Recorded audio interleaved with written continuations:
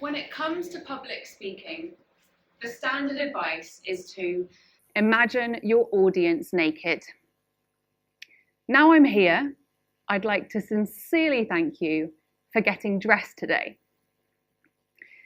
Without looking, you can probably tell me the brands that are on your clothing tags. But do you know anything about the person who made your clothes? And if you decide to donate them tomorrow, do you have any idea where they might end up?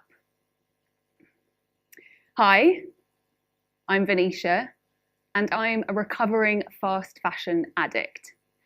And plot twist, I'm now a fair fashion campaigner. For me, the process of getting dressed used to be a stressful one. I grew up with films like Clueless and TV shows like Sex and the City, where the memo was feeling stressed, overwhelmed, brokenhearted, it's time to go shopping. A memo I took to heart. But the more I bought, the emptier I felt. So I decided to make it my mission to learn about the fashion industry in a bid to connect with the people who are most commonly overlooked in the fashion value chain. Historically, fashion has been built on colonial exploitation shaped by the British Empire. Hundreds of years of colonial plunder built British infrastructure and simultaneously inflicted immense harm on communities across the global south by extracting their resources and exploiting their labour. And it's these colonial pathways that exist in fashion today. As women and workers in the UK gained more rights in the 1970s and 80s, production moved to the global south, where labour was cheaper and labour laws were harder to enforce. Clothing brands ran to take advantage of this, subcontracting workers on poverty wages. The clothing companies that once owned their factories and manufactured locally, and by the way, doing those things is great, shifted their attention to building global brands. Enter one of the most morally corrupt and polluting and extractive industries of today, big fashion. Now, in this talk, you will note that I won't be referring to fast fashion, and that's because big fashion encapsulates fast fashion brands and luxury brands and sportswear brands too. All of these brands rely on the same extractive fashion supply chains, and best believe I am not here to let any of them off the hook. At this point, I would love to introduce you to my triangle of exploitation. The three corners represent the exploited. On our first corner, we have the makers, garment workers. They sew garments under exploitative conditions for notoriously low wages, long hours, and a lack of labour rights. Next up, on our second corner, we have the consumers. That's you and me. Fashion brands want us to buy as many clothes as possible, as quickly as possible, ideally with zero thought about the resources and labour that went into them. And finally, on our third corner, we have the people who are left to manage big fashion's excess. So big fashion runs on oversupply, and it's the global majority who are left to cope with this excess, despite the fact that they've contributed the least to consumerism and the fact that they're already facing the harshest impacts of climate breakdown. So let's dive a little bit deeper into our first corner, garment workers. Did you know that the origins of International Women's Day can be traced back to garment worker resistance?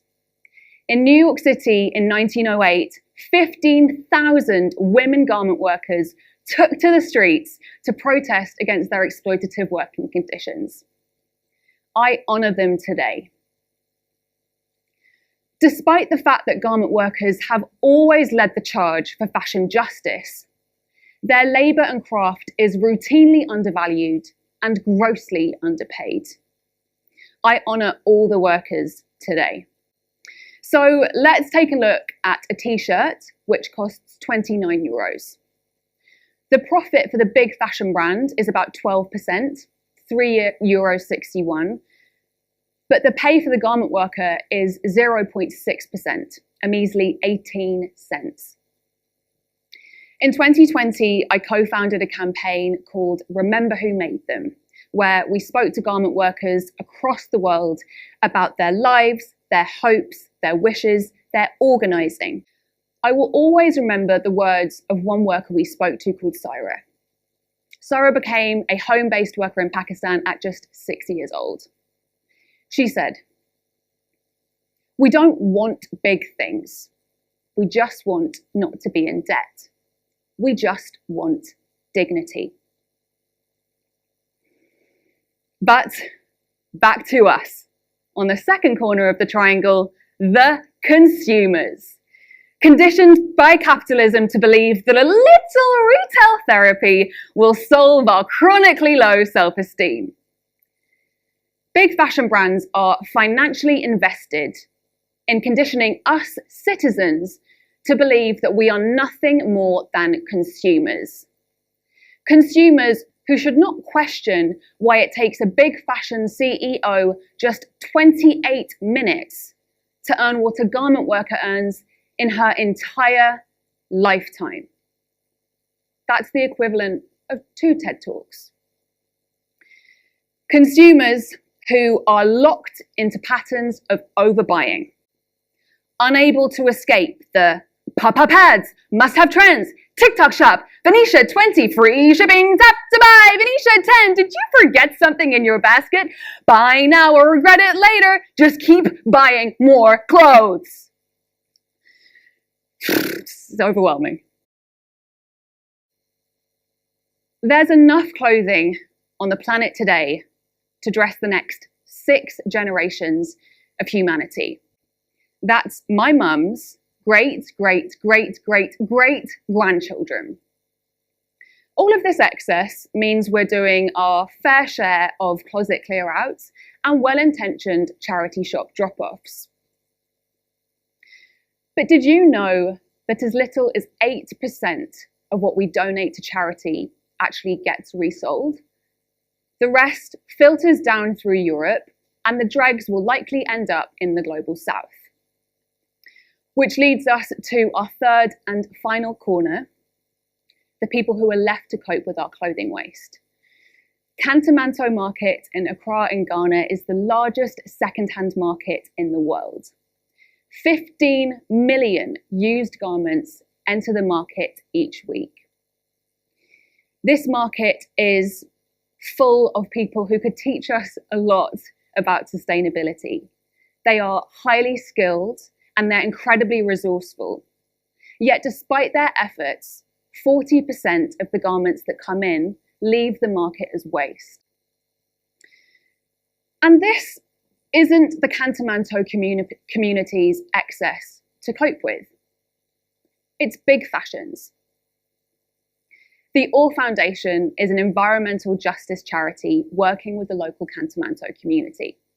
They conduct monthly beach audits to collect data about the brands responsible for the clothing waste disrupting these precious ecosystems. Can you guess the #1 most commonly discovered brand found polluting Ghana's beaches?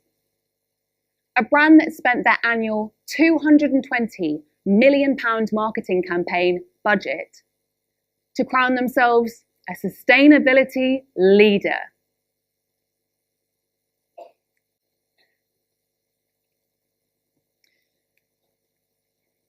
So, a pretty bleak triangle of exploitation. And yet, thinking back to the garment workers in New York City in 1908, who are the very reason why we're here today, and the threads that literally connect us to the people on the 2 sides of this triangle, we can transform this triangle of exploitation into the triangle of liberation. It's just a matter of us, in the second corner, realizing that we are not consumers, we are citizens, and we're far closer to the people who make up the triangle of exploitation than we will ever be to the billionaire big fashion CEOs who exploit us. We can redress the future of fashion. As part of the Remember Who Made Them podcast, we asked garment workers a very simple question. How can I be in solidarity with you? And I asked the same question to the Cantamanto community members that I've been lucky enough to meet. Their advice is consistent across the board. Hold brands accountable. Big fashion brands care a lot about their public image. It's why they don't really like me. They spend megabucks to convince us that they care about women, diversity, and the planet. They have conditioned us to believe that our power starts and stops with how we buy, but we aren't consumers, we are citizens. And our high streets and social media apps don't have to be shops, they can be places of solidarity. In 2020, a global campaign called Pay Up rallied behind the demands of garment workers and their unions to help unlock billions of dollars in unpaid wages for workers. Concerned citizens like you and me took to social media to build this pressure by signing petitions, attending demos, attending protests. And this resulted in international media attention, and the vast majority of brands who were targeted ended up paying back the wages that they had stolen. We must build on the success of campaigns like Pay Up and demand fair living wages for garment workers, because it's through fair living wages that we can truly change the industry. Our clothes would be of a better quality because garment workers wouldn't be pushed to make their garments so quickly. And this would also work to reduce the number of clothes that are being produced annually. And speaking of excess, a mountain of discarded clothes in the Atacama Desert in Chile has reached such high proportions that it can now be seen from space. But when it comes to this amount of clothing waste, we can't just buy less.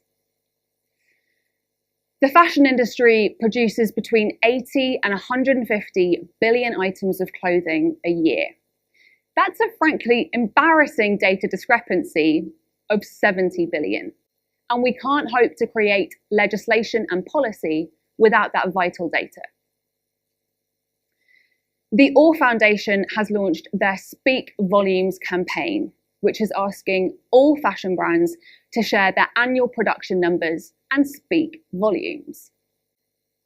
Concerned citizens, like you and me, have been taking to social media to count the number of clothes in their wardrobes, asking their favourite brands to do the same, share their production numbers, and speak volumes. This has helped unlock 75 brands. 75 brands have now shared their annual production numbers, which is awesome. But the biggest polluter is yet to do the same.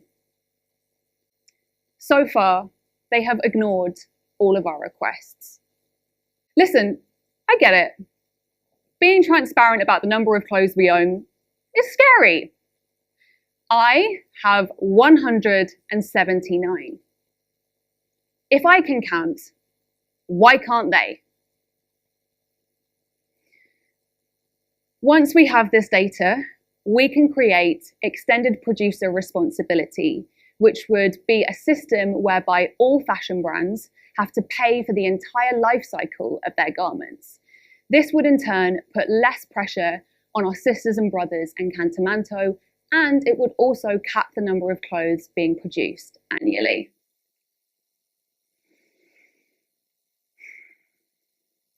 We know that change is possible when we organise. So let's come together as citizens united in and by our triangle of liberation. Here's how you can get involved.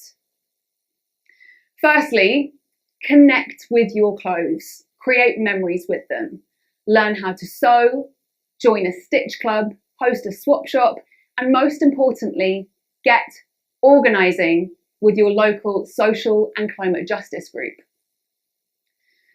Number 2, join garment workers and their unions by demanding that our policymakers legislate for fair living wages.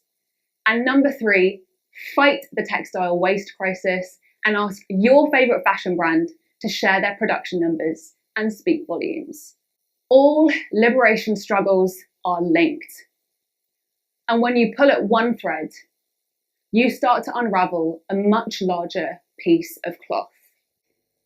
We are not consumers, we are citizens.